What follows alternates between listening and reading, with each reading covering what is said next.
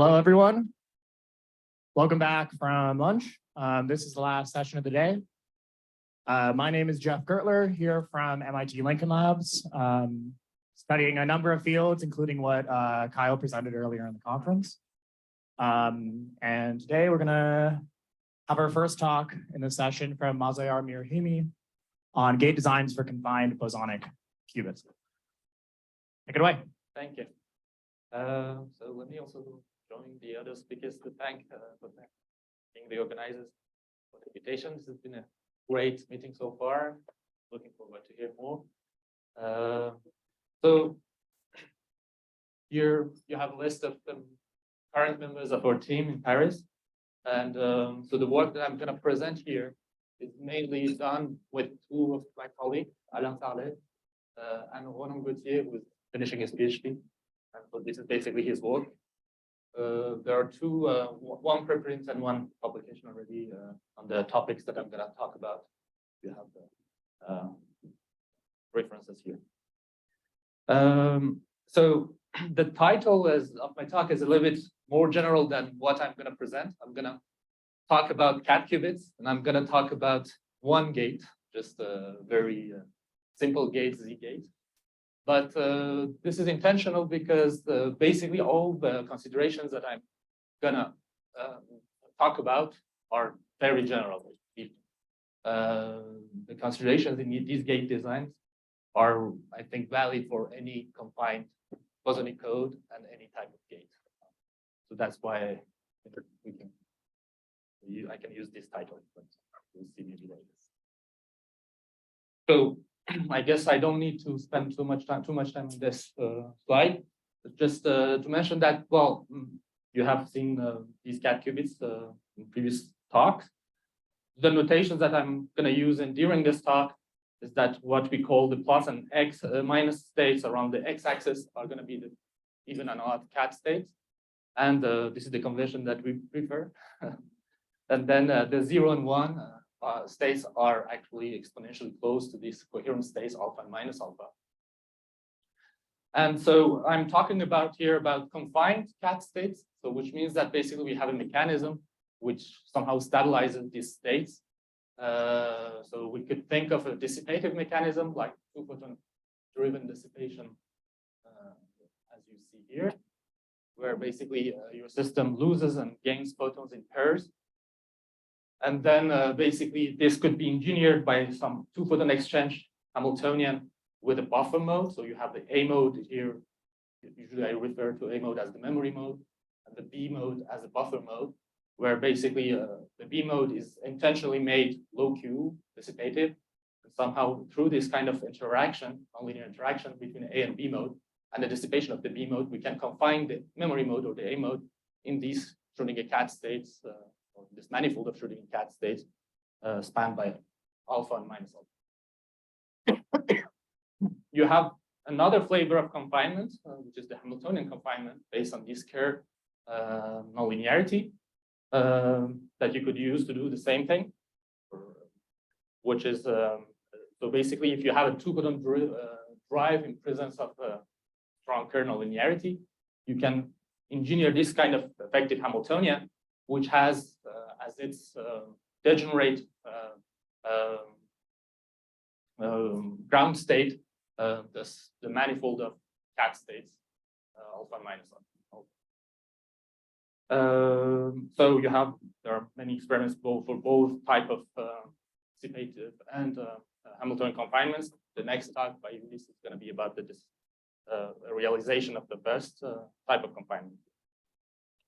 So once you have such a qubit, you could try, basically the idea is that these kind of qubits, this kind of confined qubits could be seen as qubits with very much biased noise. Somehow the bit flip errors, which are the jumps between these two coherent states, alpha and minus alpha, are exponentially suppressed. And what you can, what you need to do next is somehow just to take care of somehow phase flip errors, hopefully. So if we are in some extreme noise bias regime, in the case, which means that basically we can make large enough cat states such that these bit flips become really negligible, then we can really think of a repetition code, 1D code, to take care of this this problem. And for that extreme noise-based regime, I would ask you to stay tuned for this talk, next talk by Julius, where it's going to show some nice experimental results on this in this regard. And if you cannot make it and your noise is just moderately biased and not extremely biased, then I would say you have still other solutions. As you saw this morning, there is this ZZX code. You can also think of these thin surface codes or asymmetric surface codes, which could indeed suppress some of the bit flip errors that are remaining, and somehow get some hardware efficient fault-tolerant architecture. So once you know how to have memory, the question is how to do gates. Okay, to do the memory, the quantum error correction, you need some gates to do the error correction part. And so there is a whole proposal around how to perform some basic gates at the level of a cat qubit, and how to use this to get a universal set of fault-tolerant gates at the level of a repetition cat qubit. I'm not going to go into the details, but basically what you see in the gray box here are the set of gates that we can perform on a cat qubit, theoretically at least. We can perform on a cat qubit while preserving the exponential suppression of bit flips. And then using these basic components, then we can hope to make this gates at the logical level that you see in the blue box in a fault-tolerant manner. And this set one can show as a universal set of gates. And so that's basically somehow the plan or experiments for the coming years to show basically these ingredients. So the problem, I would say the main challenge here is to try to perform the gates of this first set with high enough fidelities such that you can perform this error correction at the level of repetition code without much overhead, and so that you can have a fault tolerant set of gates. And as you saw yesterday in Liang's talk, this might require experimentally hard ratios between what he called good and bad dissipative mechanisms. And so the idea of this talk is try to see whether there are rooms to improve somehow the gate design such that we can reduce these requirements for the ratio between good and bad confinement, good and bad dissipation mechanism. So, and as I mentioned at the beginning, I'm gonna focus on a particular gate, which is actually the simplest gate we can implement on this kind of confined state, which is a Zeno Z gate, a rotation around the Z axis, because basically the error mechanisms that are limiting this gate are the same ones that are limiting all the other gates in my gray box in the previous slide. So the C0 gate, Hopefully gate, they're all going to be limited by the same type of mechanisms, error mechanisms. So if we can remove somehow the error mechanisms that are bothering us here, we should have a way to do the same thing for the other gates. Okay, so what is the idea of this Zeno gate?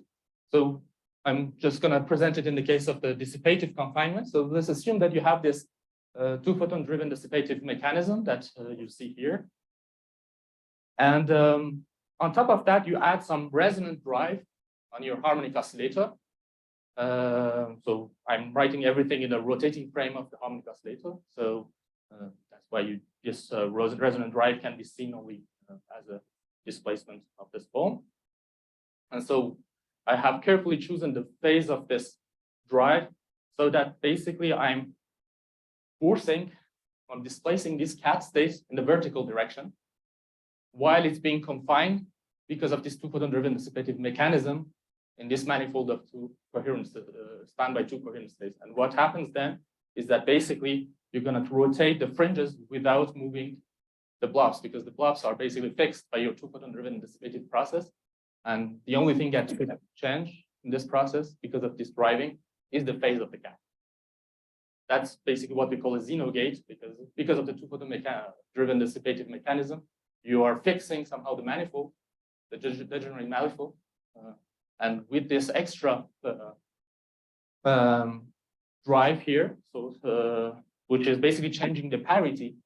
You can see it as a drive that changes the parity of your cat state because it's exchanging photons, single photons with your cavity. You can change the parity of your cat, so going from an even cat to an odd cat, and this is basically a rotation around the z-axis. And why is it bias preserving? Basically, if you start from a coherent state alpha, you just try to push this coherent state alpha, but the dissipative mechanism is bringing you back to the same state, so there is no possibility of jump toward the minus alpha state. So that's why basically the same kind of protection, exponential protection against bit flips should remain valid in this case. However, in practice, what's going to go on is that, so the bit flips are going to work quite well, I would say, but on the phase flip side, these gates are going to be limited. And basically, there is a formula that you can work out. I'm going to explain this formula a little bit later. So if t is the gate time here, basically, you're going to have two contributions to this, errors, z errors of such a gate. The second one, the blue one, is actually quite easy. It's just saying that if you, it's just a photon loss during the gate. So if you have kappa 1, which is basically telling you at a rate kappa 1, you lose photons, single photons, then this gives you, each time you have such a photon loss, you have a parity jump. So it's a z jump, basically, in our language. And this happens with the probability given by alpha squared kappa 1 times the duration of the gate, if the duration of the gate is fast enough with respect to kappa 1. So that's basically this contribution. But the other contribution is something that is maybe less straightforward. It's just, it goes in the other way with respect to time. So if your time gets too short, if your gate now gets too short, basically you have an increased number of phase flips.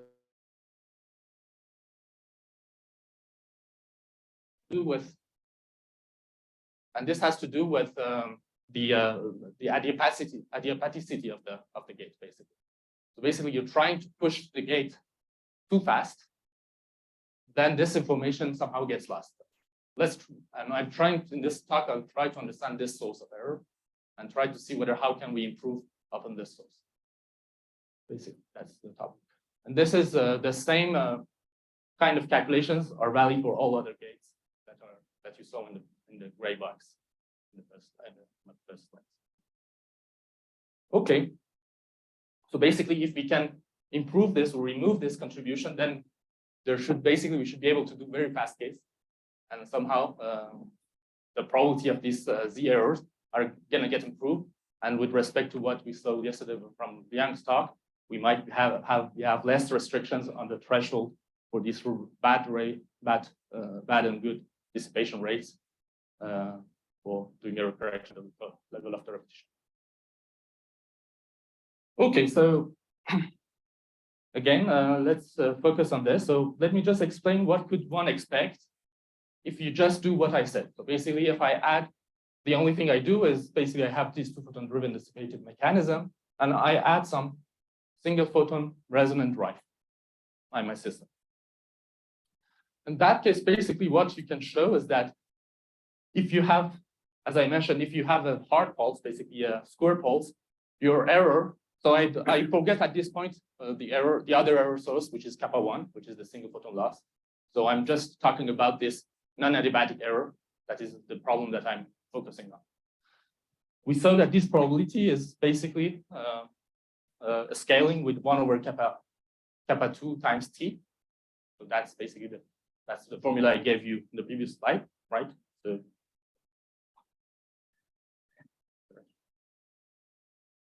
yes, so this is basically this contribution you see here. So we're scaling with this 1 over t. And actually, I'm going to show you that you cannot do better. Whatever you do with this epsilon z, so whatever pulse shaping you could imagine, this is going to be of the order of 1. This error is going to be of order 1 over t.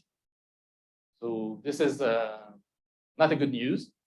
On the same level, at the same time, if you had a Hamiltonian confinement, so in the case of the Kerka, well, already if you just use a hard pulse, what you can show this error is of order 1 over t squared, and you can actually improve it to all powers of t to the power m. by some careful pulse design.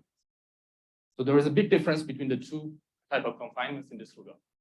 So I'm trying to understand why we have this difference, this asymmetry between these two types of confinement. So how the sources of error are completely different in two cases. So let's focus on the Hamiltonian case first. The idea of confinement comes from this spectral gap. So you have this degenerate space of the two cat states on the top, which are well separated from the rest of the spectrum by this value for 4 times Kerr effect times alpha squared. 4 times. And now you are adding some drive. So you know that at this point you can use, if you have a drive which is slowly turning on and then slowly turning off, you can use the adiabatic theorem for quantum systems. And there are versions of adiabatic theorems that are very precise. Actually, there is this, for example, this mathematics paper, which has precise results up to exponential terms. So basically, these could be precise up to exponential terms with the gap, so exponential minus the gap times the time of the gate. So this very precise adiabatic theorem. And what does it say? It says that if you start in this manifold of the two cat states over there, and you do this pulse design, which is carefully going from 0 back and back, coming back to 0, then basically you're going to stay in the same manifold exponentially well, or at least up to any order that you want quite well. That's something you can show. And this is very strong because it means that you remain in your manifold, you don't have any leakage, but you have, as we know, that this drive is changing the parity. So for sure, A plus A dagger is changing the parity. So just by integral of that pulse, basically you're changing the parity while not leaking out. So basically you can do very precise Z rotation using these kind of ideas. And so this is something that Young's group basically showed in a paper last year, I think, that you can indeed go to higher order, what we call super adiabatic gates, and remove these higher order terms. And so you get what the scaling I was showing here. Basically, you can get to this extremely low leakage of order 1 where Kerr times the time to the power n. On the other hand, if you go now to the dissipative case, the situation is a bit more complicated to explain, I would say. This is the best way I can explain it, using this nice formulation of the shifted part basis, which was invented by Kyung-Ju and collaborators, I think, and which is very much very nice, which helps us do a lot of calculations. And it's very much similar to the subsystem formulation that we saw yesterday from Penikuchi's talk on the GKP case. This is a similar approach towards cat codes. So basically, you replace the A mode, the memory mode, by a new gauge mode, A tilde plus alpha times sigma Z. So basically here, what you have is that you have the qubit degree of freedom, which says whether you're close to the coherent state alpha or the coherent state minus alpha. And then the gauge mode A tilde says you whether how much far you're from alpha or minus alpha. If you're basically A tilde needs to be around 0 if you don't want to have a leakage from your code space. If A tilde is in the vacuum, then it means that you're in the your code space, and sigma Z tells you the value of your qubit. And if you then you can basically do a lot of math with this kind of change of variables, adding this gauge mode and qubit mode. And so if you write, for example, this Lindblad master equation using this language, you have these 3 terms, these 3 contributions, and you can basically analyze each of them separately. The blue term here is a term which is responsible for maintaining the cat state around the 2 coherent states, alpha or minus alpha. Basically, this brings the A tilde to 0, which means that the gauge mode remains close to 0, and which means basically that your qubit remains well confined. So this is a good term. The magenta term, the first one, is also a good term. This is basically the gate that you want to implement. This is a rotation around the z-axis of your qubit mode. The term which is harmful is the red one, which basically combines both the A mode and the gauge mode and the qubit mode. And somehow, because of the decay of the A mode, it induces actually a dephasing on the qubit mode. This is exactly the contribution. This is why epsilon z, you cannot make it too strong. Basically, it's going to give you a dephasing, effective dephasing rate, which is given by this ratio of epsilon z squared divided by the dissipation, which is alpha squared times kappa 2. In some kind of adiabatic elimination, that's what you will get. And so that's the contribution that is harmful for us. And then you can try to optimize on that, basically by shaping epsilon z. And the question is, then the pulse optimization becomes something as easy as this. Basically, you want to minimize the integral of epsilon z squared, while the integral of epsilon z is fixed. Because the integral of epsilon z is basically the angle of your rotation. And the integral of epsilon z squared is how much error you're going to have. And you can show easily that the solution of this is a constant, basically hard pulse. So that's, you're doomed with this ratio 1/t. You cannot do more than that. Okay. So then one might ask, why then bother with dissipative confinement? Why not stick with the Hamiltonian confinement? And I would give two main reasons, both related to what we call leakage. So I told you that if you have Hamiltonian confinement, if you have Hamiltonian perturbations, you don't have any, basically you can suppress this leakage very, very well. But the problem is that you have also other mechanisms, such as thermal excitations, boson dephasing, which would eventually lead to some leakage out of the code space. And this could be harmful in many ways. I'm going to talk about two particular harms that it could provide. The first one is not unique to cat qubits. It's something very general. It's just that when you put your qubits, concatenate them, in our case, with a discrete variable code, for example, a surface code or a repetition code, then you need to make sure that your error models for your gates remain fixed and uncorrelated in time and space so that you can correct them well. And when you add leakage to your mechanisms, these leakage could lead eventually to some correlations in time and space of errors, quite rapidly actually. And that's going to basically disrupt the scalability of error correction mechanism with these surface codes. And that's basically the problem that people are dealing with these days on this approach of surface code with transmons. So, for example, if you see the paper from Andreas Wallraff group, this is one of the major issues that has been talked about in that paper. And the two recent papers from Google group or the paper from Lo Di Carlo's group are trying to solve this problem, trying to find ways to remove this leakage of the transmon qubit to avoid these correlations. And so how do they do that? Actually, they use what they call leakage reduction units, which is basically at each error correction cycle, they add some dissipative mechanism, which brings back the system towards the qubit state. Somehow you need to add some dissipation to confine back the state on the qubit.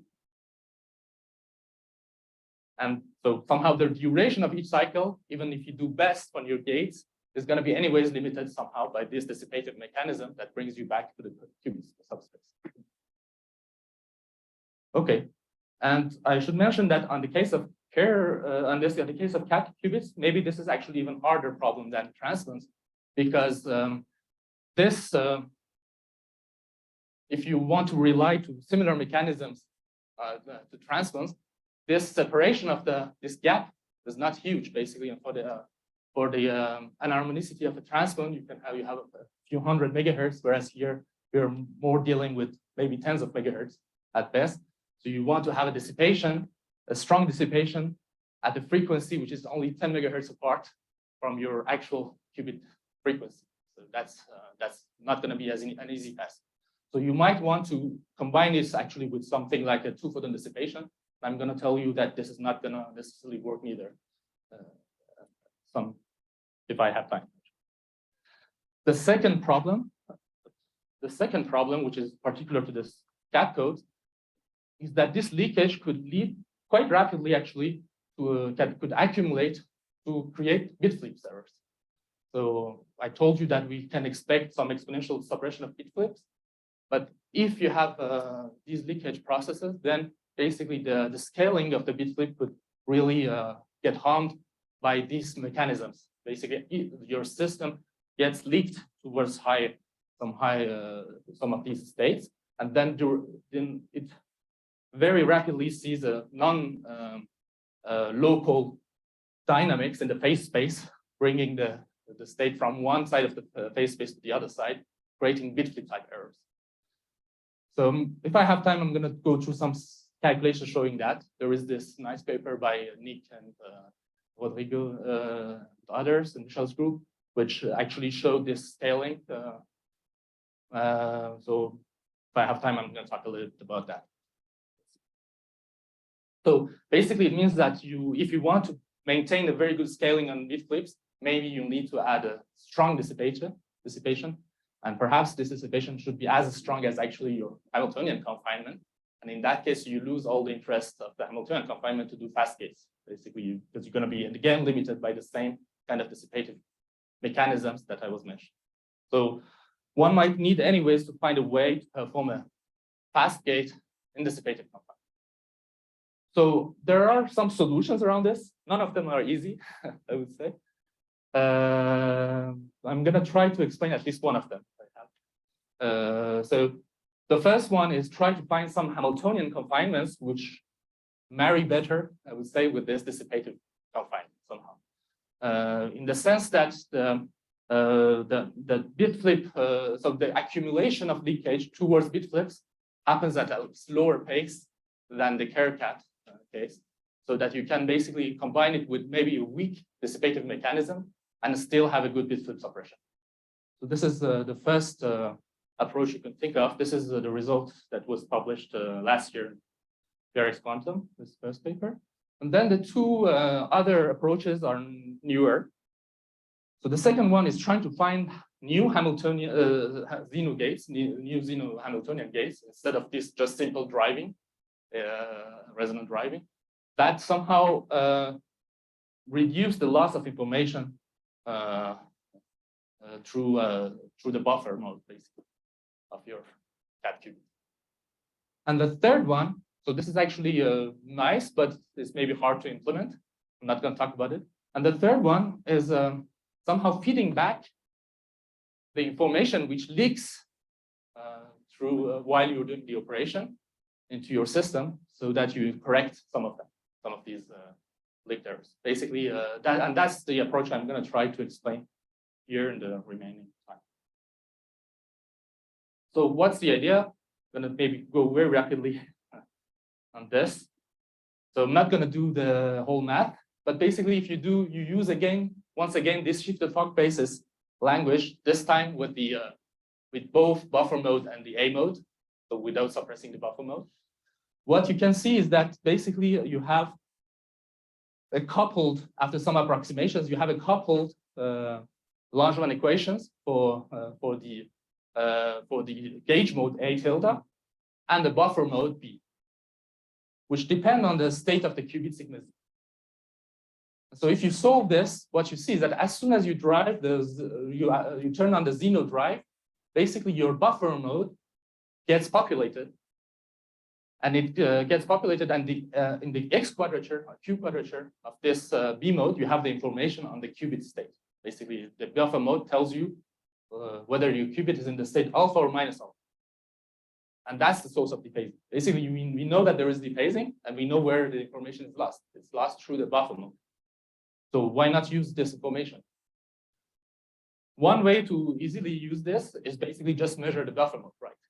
Then your error, which was a poly error, becomes some kind of, you can see that as a kind of erasure error if you want. You can use it as a dual rail code if you want, in this manner. You have the memory mode and the buffer mode.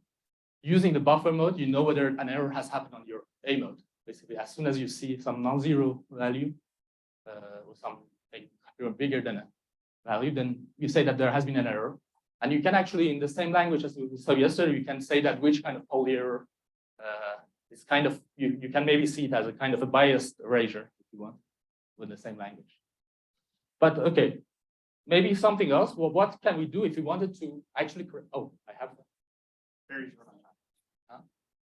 We're, Oh, really? oh, 3.5. Oh, minus.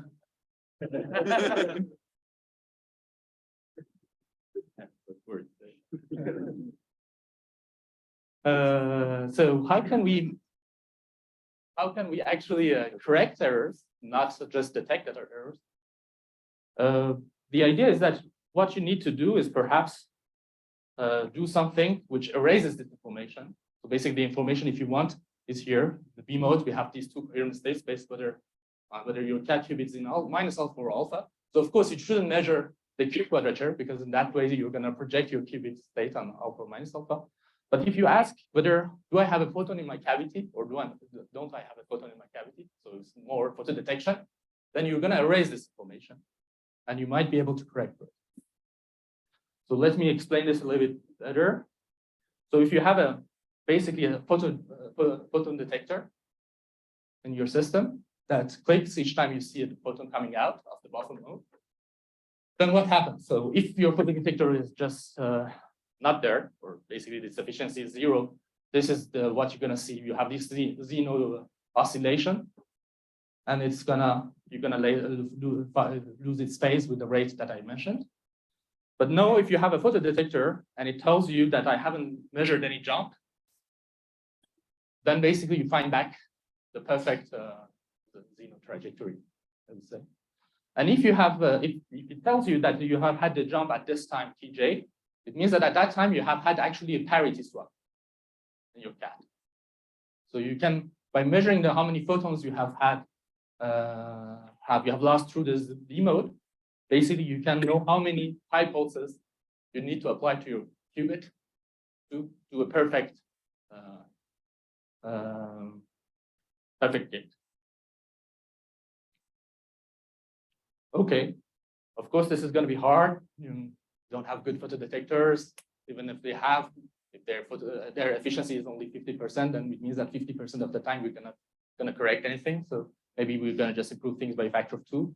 Is it really worth to do this? So maybe another way to do this is to use some kind of autonomous feedback, which is basically going back to the initial picture where you had this two photon exchange of the mode A with the B mode and the dissipation of the B mode. It means that basically we want to replace the dissipation of the B mode by a dissipation of the form AB. Why is it good? It means that each time the B mode loses a photon, it counts with a photon drop also in the A mode, which means that this corrects this pi pulse that we should have applied on the qubit. So applying an A on the cat basically changes the parity, and somehow you're performing this error correction based on this photon detection autonomously in this manner. Okay, so basically, if you try to do that, you can show that you suppress some of the errors. It's not going to be perfect. I'm not going to go into the details of that, why it's not perfect. But basically, you can show that if your gate is slow enough, again, then basically you have an improvement by about 2 orders of magnitude using the parameters that I have shown here, but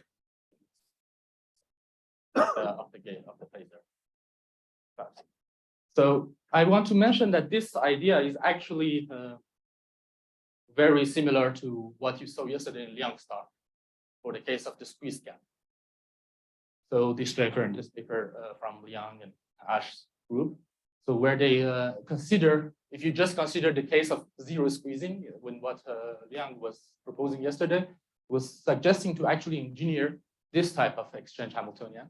So basically, he puts the A here. We put the A in the dissipation, but it somehow it does the same thing. Basically, what you're doing is that each time you lose a photon, you're correcting also the parity jump that you had induced.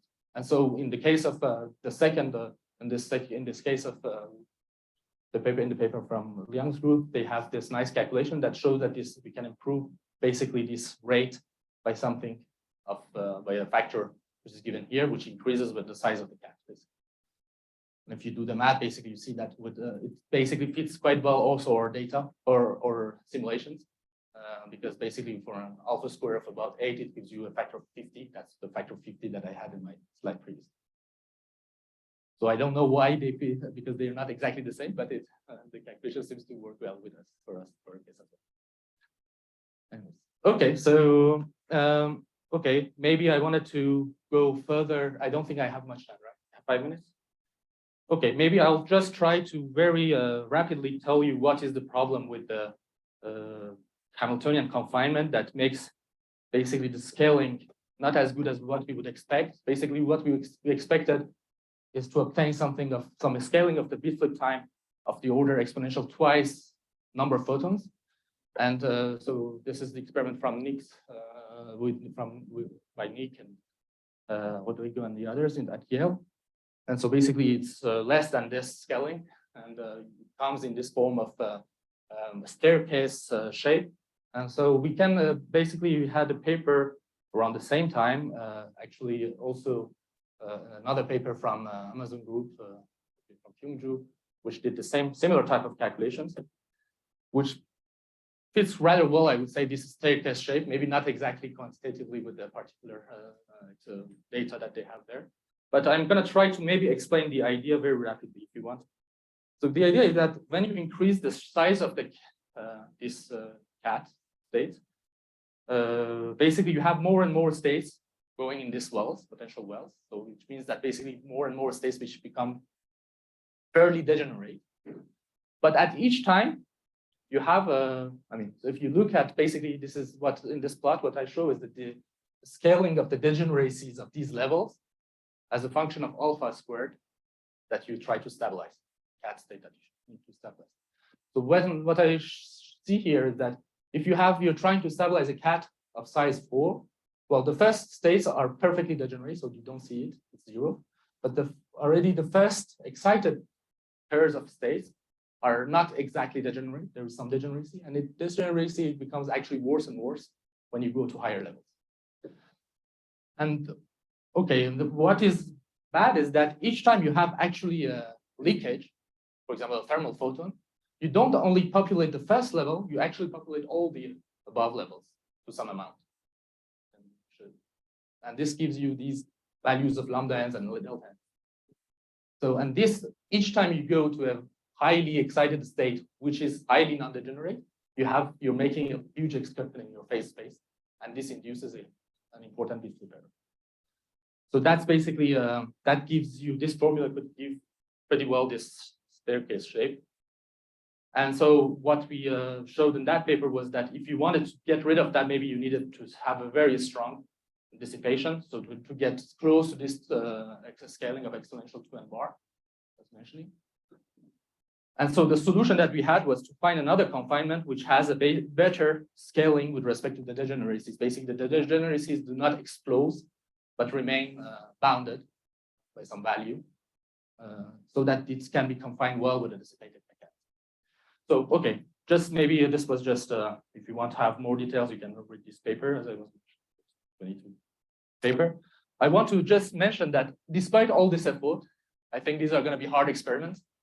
I'm not sure whether it's going to worth it, because at the end of the day, as I was mentioning, you can try to do very fast gates, but you're going to be limited by the distortions of your cat states, which are not given in this bit flip or phase flip rates. So it's some kind of leakage, which is going to limit by some correlations, by the correlations in errors, the functioning of your repetition code or your surface code.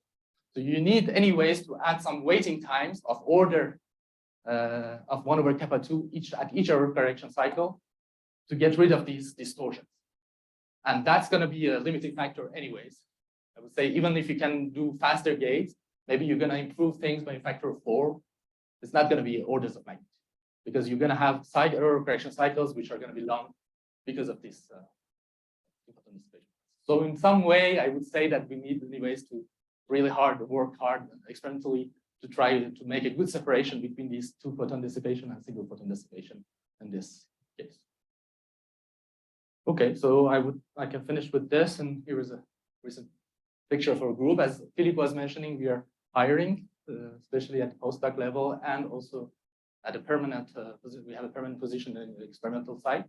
So if you are interested, come see Philippe or me, or contact us later. We'll let you know more about it. position. Yeah, thank you.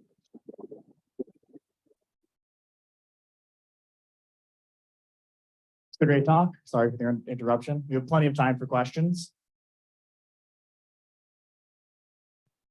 Thanks. This might be a bit of a naive question, but so the error correction is usually discrete, right? It's steps. How does that work with the diabatic theorems? Do they combine well? Are there second order effects that appear? I'm not sure whether I mean, so basically what I was talking about, a diabatic theorem was about the gate. So basically I mean that you need to perform a long enough gate with some nice pulse shape, so that basically your gate does not lead to any leakage out of the code space. How is it realized? Like usually it's like if you have a discrete dissipator for example, if your dissipator is discrete, like you connect the qubit and you measure something and then you do some feedback depending on this. No, so in our case, basically, okay, maybe this is, yeah, I didn't, maybe this is so related more to about this previous work that I just briefly mentioned at the very beginning. So you can basically let the pumping with the two-photon dissipation on all the time and perform gates and measure things. So there is a way to do that. So there is a whole scheme to perform everything while you're pumping things. So basically, you keep the heat flip suppression on all the time, and with this two-photon dissipation. And what you correct for are only phase flips using some mechanism that. This would need more time if I want to go through that. But basically, you need the fact that you can perform CNOT gates while having this pumping on, this dissipation on, is the tool to perform such. So just want to make sure that for your loss, the A mode, does it have to go through the B mode to be detected, or are there some intrinsic loss in A mode? Yeah, that we cannot correct for, of course. That's the blue part. And if you remember in my one of the first slides, I showed you there are two contributions. There is a single photon loss and the losses which are due to the fact that my gate is not slow enough. So I'm trying to make my gates faster somehow, and then I would have more and more of these errors. Okay, but these errors are the ones which I can detect through the buffer mode. I see. And I can protect. So basically, if I could detect photons coming out of the buffer mode, it means that I can do faster gates. So I would have less intrinsic loss as well. I see. If I may ask another question, is that can you comment on, we also have a paper called the color Kerkat, right? With Kerkat with the color noise. Yes, that was that too, and with that also for the system, but maybe we need more sophisticated noise. Multiple steps. So that was one of I think that's a nice proposal. The thing is that it's going to be hard experimentally. I think it's a question of this having this resolution of dissipation, but you want to have a strong dissipation at some frequency and no dissipation 10 megahertz apart. This is going to be hard, and I'm not sure whether I think Kim Drew maybe could answer that, but I don't know to which level you can retrieve a good scaling of bit flips by adding that color noise. So this problem of degeneracy is becoming large. I think it's also a problem there somehow. So because in your paper, I don't think there is a scaling